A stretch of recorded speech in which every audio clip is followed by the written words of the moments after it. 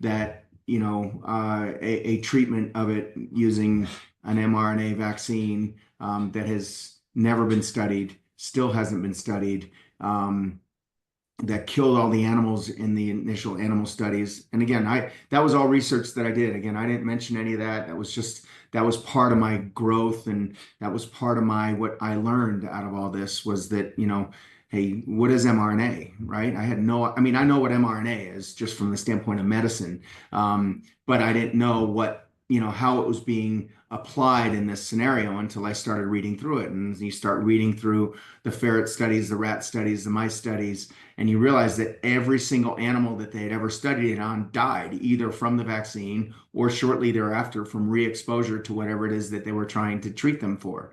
Um, and so I'm sitting here now, all of a sudden, we've had cancer for 100 years. We've had AIDS for 40 years. We've had a coronavirus since the beginning of mankind, and we haven't been able to get a cancer vaccine. We haven't been able to cure AIDS and get an AIDS vaccine. And all of a sudden, we're going to be able to have a vaccine in 9 months or less against a virus that has been, part of humanity for eternity.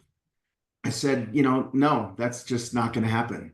Um, and, and it didn't. And it's proving us right.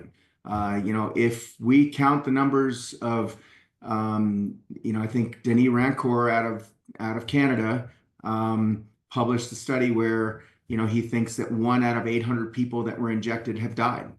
1 out of 800. And that, again, that's just the deaths. That's not